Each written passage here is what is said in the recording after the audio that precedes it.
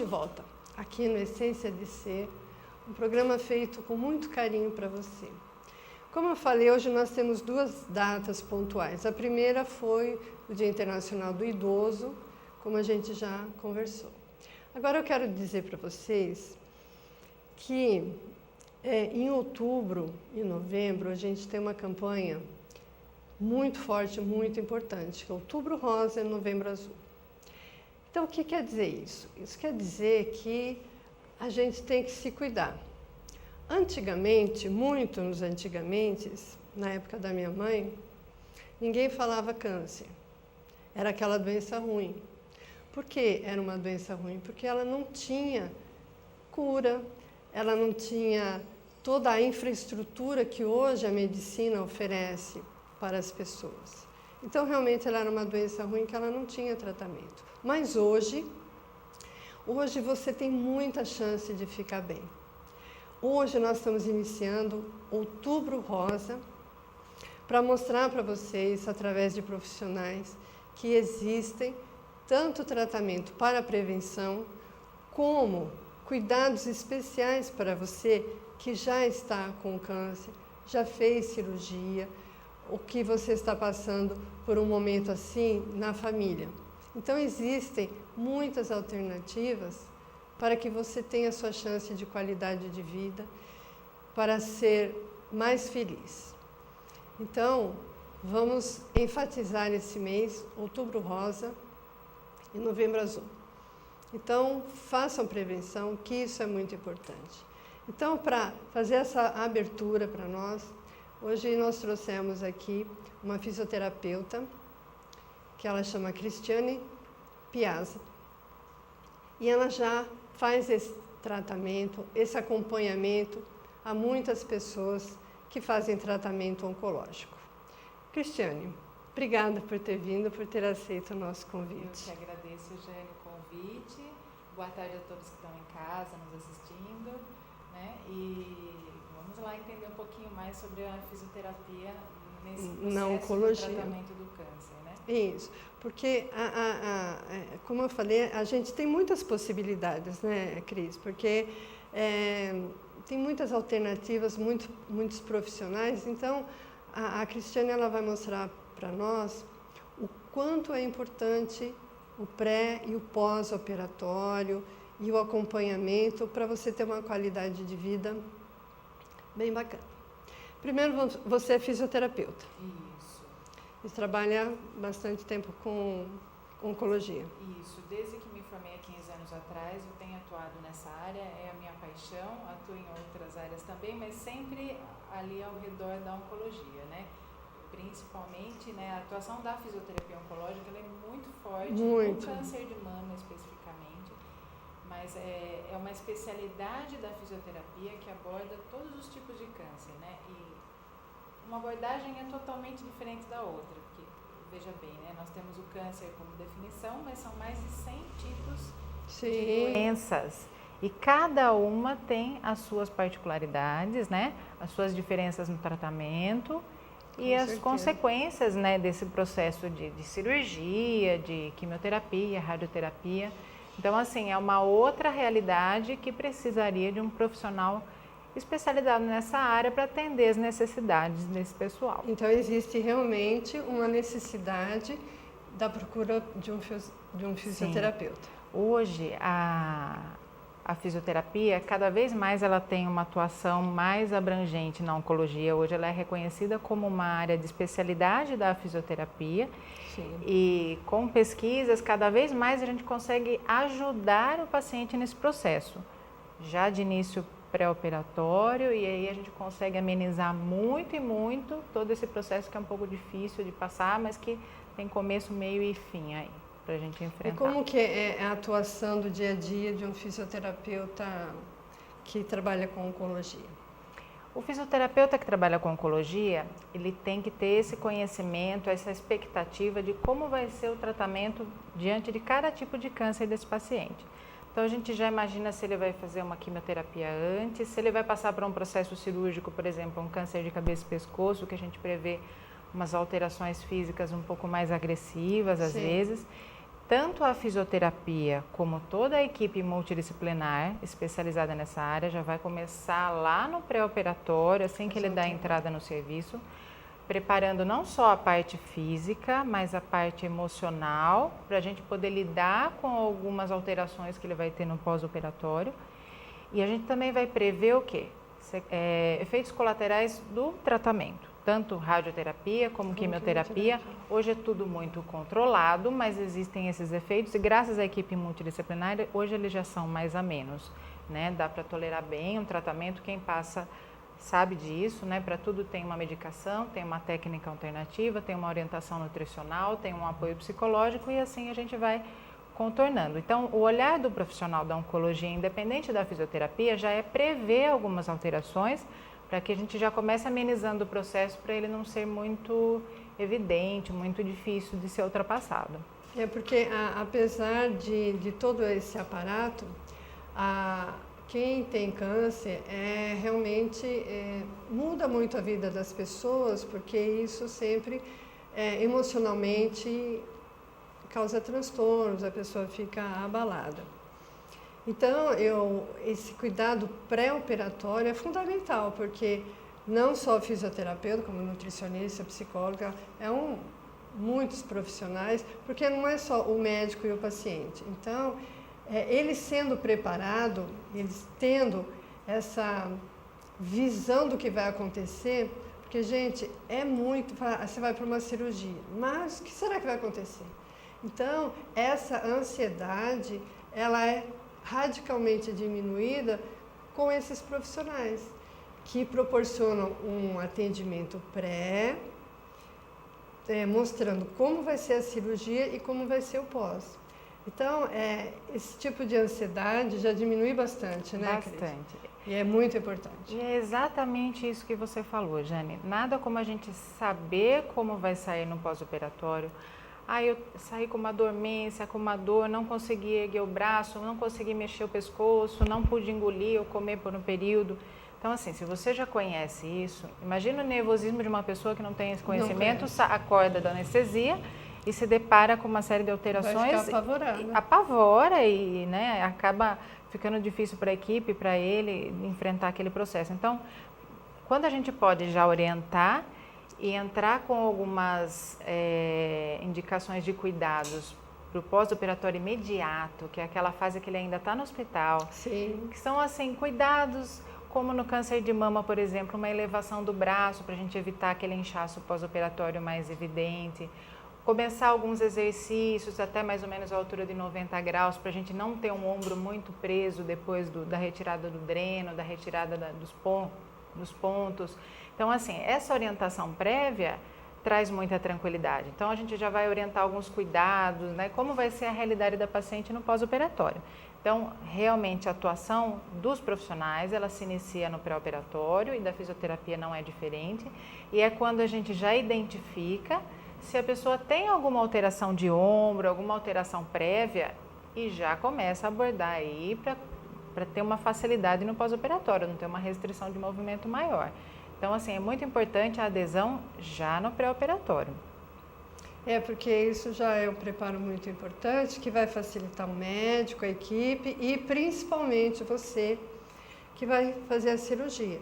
Porque realmente qualquer cirurgia, independente de ser câncer ou não, qualquer coisa sempre um trauma, é sempre uma novidade que a gente tem que encarar. E quando você conhece, quando você sabe o que está acontecendo com você, fica muito mais fácil, porque você vai ter um entendimento que aquela dor no braço é natural, faz parte da cirurgia. O problema de engolir, não, mas isso vai passar. Então, tudo isso é muito importante. Isso. E aí, interessante, Jane, até, vamos entender por que o câncer de mama, ele tem tanto essa necessidade da fisioterapia. Eu vou precisar fazer uma cirurgia, tive o diagnóstico de câncer de mama. Qual é a paciente que deve fazer fisioterapia? Todas. Todas. Por quê? Por que a fisioterapia é tão necessária nesses casos da cirurgia de mama? Aí eu gostaria até da gente estar colocando uma imagem, que é aquela imagem da mama, né, com o tumorzinho, só para a gente visualizar um pouquinho como é que é o procedimento, o pensamento do médico de uma forma bem simplista, né, quando ele vai fazer a cirurgia. Então nós temos bem didática para todo mundo entender. Isso. Então, qual é a característica da cirurgia de câncer de mama? Então, nós temos o tumorzinho lá na imagem que vocês podem acompanhar. Aí, o que o médico vai fazer na cirurgia? Ele vai tirar esse tumor com uma margem de tecido sadio, que a gente chama uma margem de segurança, que pode estar coincidindo aí com uma quadrantectomia ou uma mastectomia total, dependendo do tamanho desse nódulo. E sempre o médico vai ter um pensamento de avaliar os gânglios ou linfonodos da axila, que a gente sabe que a circulação da mama linfática, o tumorzinho ele tem uma preferência por circulação linfática. Então, toda a circulação da mama, ela vem e desemboca na axila daquele lado. Então, o médico sempre tem o olhar para avaliar esses linfonodos cirurgicamente, retirar, para poder avaliar em que estágio a doença se encontra. Aí eu sempre explico, Jane, mas o médico tirou para avaliar, o que mudou minha vida? Qual que é a diferença que faz a retirada desses linfonodos? Bom, os linfonodos eles são responsáveis pelo retorno da circulação, né? Eu sempre explico que a circulação lá vai oxigenado o sangue pelas artérias e volta por duas vias, as veias e os vasos linfáticos. Certo. Então, eu falo que os linfonodos funcionam como um ralinho. Então, toda a circulação da mama desse lado e do braço desemboca naquele ralinho. Se o médico retirou o ralinho, né, retirou os linfonodos, nós vamos ter uma dificuldade nessa circulação de retorno a partir de agora. Certo. E além desse papel, os linfonodos também participam do sistema imunológico. Então, essa região do braço, do lado operário dessa mama, vai ficar com a imunidade um pouquinho reduzida. Isso é só no pós-operatório? Isso não, é para o resto da vida. A gente ainda não tem uma solução prática para substituir esses linfonodos. É uma coisa definitiva. Sim. Infelizmente é definitivo. E, então, você sabendo disso, então já fica muito mais fácil do seu entendimento, porque tem algumas restrições que a Cristiane vai falar para nós. Isso, justamente. É lógico que aquelas restrições todas, não posso carregar peso, né, não posso fazer muito esforço repetitivo, elas vêm quando a gente tem a retirada total dos linfonodos. Hoje, por que a gente faz tanta campanha de diagnóstico precoce? Porque muda muito no tratamento. Então, assim, hoje em dia, se o diagnóstico é feito inicialmente, o médico consegue fazer o que a gente chama de biópsia do linfonodo sentinela. Ele tira 1, 2, 3 linfonodos apenas. Então, não mexe tanto com a circulação e com a imunidade. Então, a qualidade de vida pós-operatória é muito melhor. E a quantidade de alterações físicas que podem acontecer no pós-operatório também são muito menores, tá? Então, o grande vilão da cirurgia de mama, na verdade, não é a cirurgia em si da mama, e sim a retirada dos linfonodos. É aí que restringe muito não, a gente consegue adaptar, mas restringe um pouquinho a vida da mulher, né?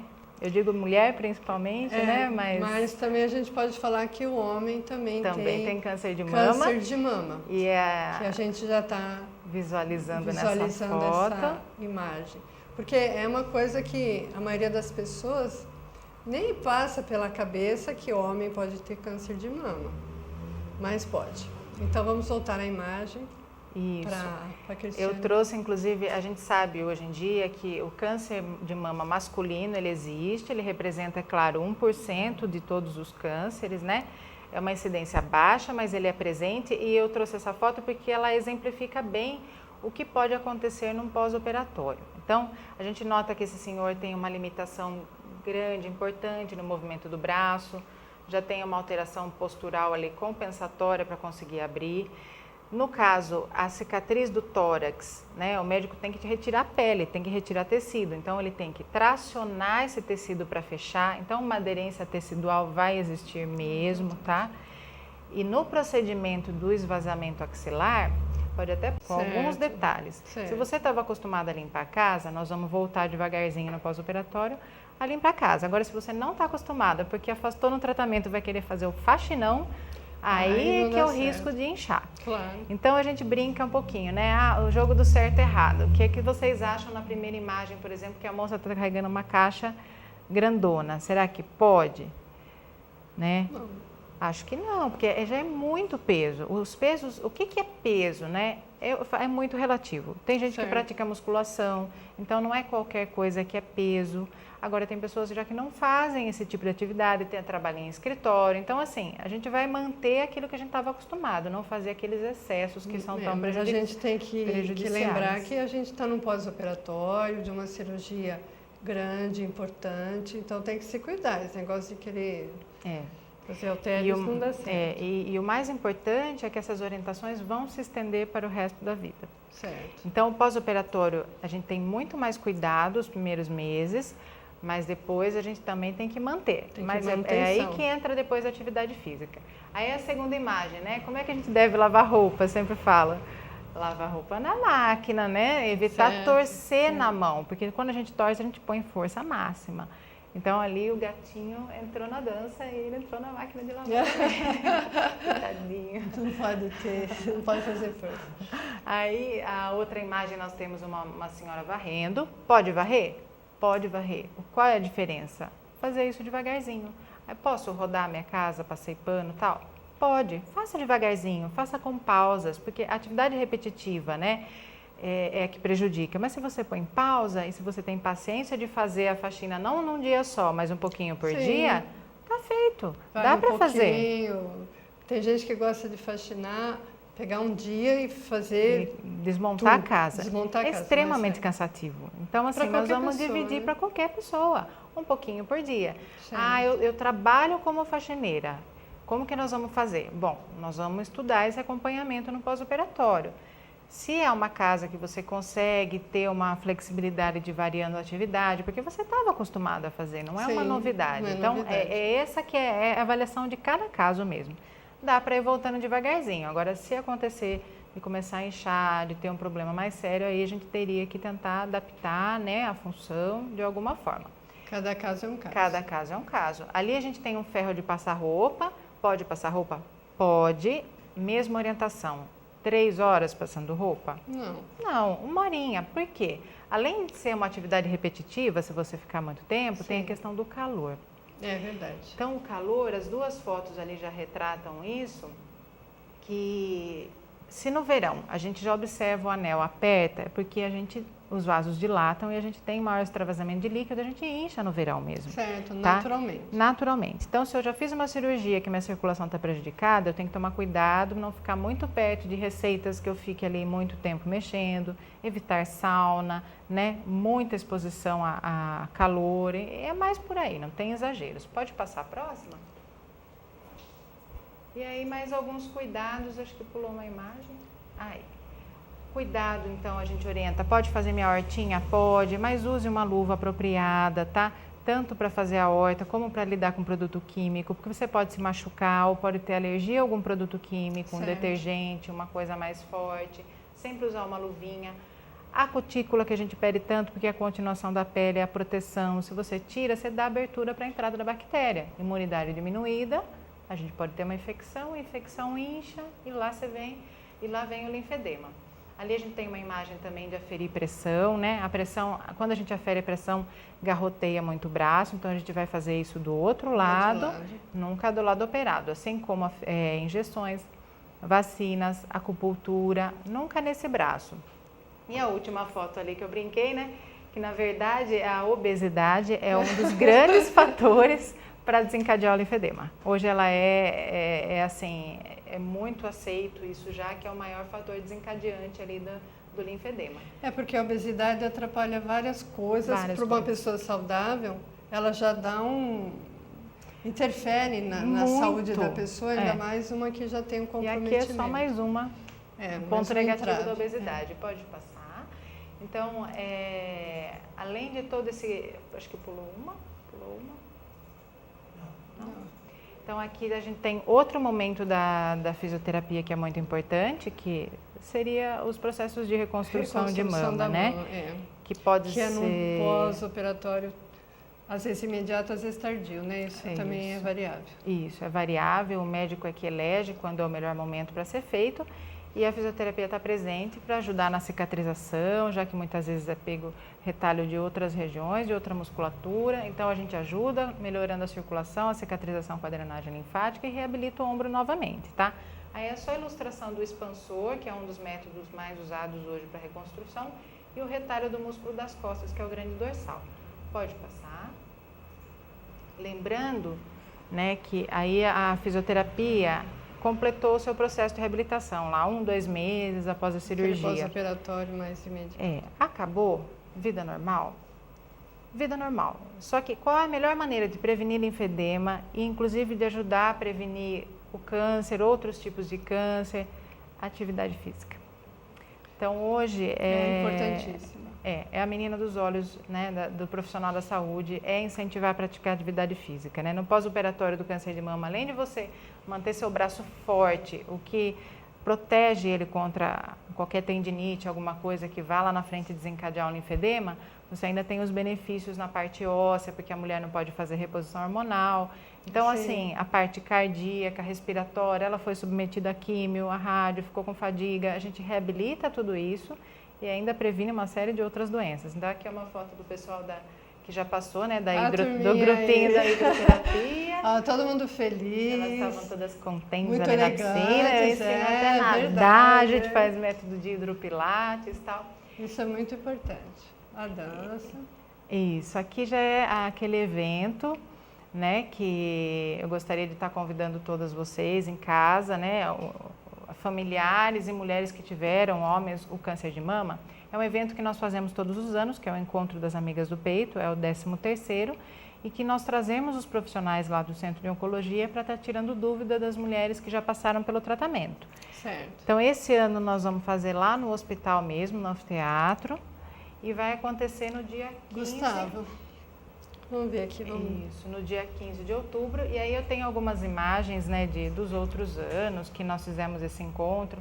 Sempre tem uma atividade artística de abertura, sempre tem profissionais explicando um pouquinho mais sobre a doença e é um dia de confraternização.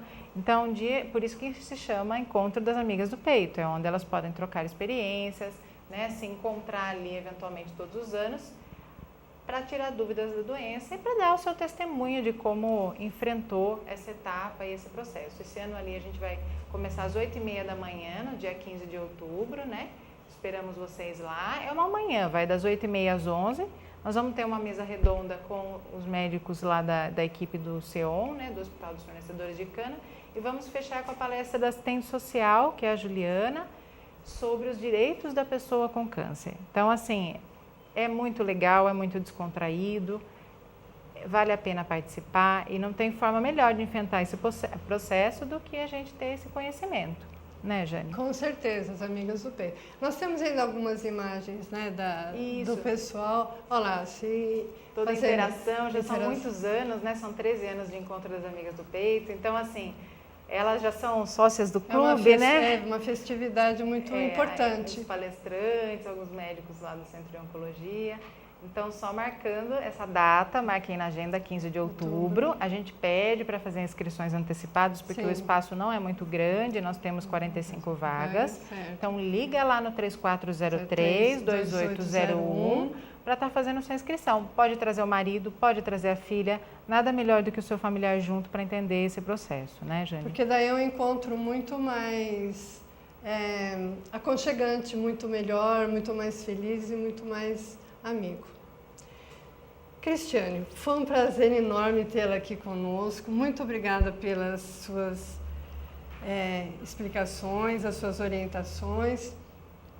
E você aí de casa, você que tem algum problema, que está nos assistindo, vamos levar realmente a sério todo esse tratamento. Outubro Rosa, vamos fortalecer essa imagem do Outubro Rosa para que a gente possa prevenir, para não ter que chegar na cirurgia. Então, toda prevenção para qualquer coisa na vida, ela é muito importante. Então, previna-se e cuide-se. Então, nós vamos continuar aqui com o Outubro Rosa, fazendo o nosso trabalho e trazendo outros profissionais para que vocês possam aprender mais e mais. Mais uma vez, querida, muito obrigada. Eu agradeço. Foi bastante esclarecedora a sua entrevista. E um abraço a todo o pessoal lá da turminha do Amigos do Peito. Pode deixar que eu entrego o abraço. Isso, sintam-se abraçadas e muito queridas. Obrigada, eu agradeço o espaço, a oportunidade da gente estar divulgando um pouquinho esse evento, que é feito com tanto carinho. Verdade. Obrigada pela sua receptividade, pelo seu carinho, pela sua atenção e estamos aí à disposição para tirar as dúvidas do pessoal quando quiser, é necessário. As portas estão abertas.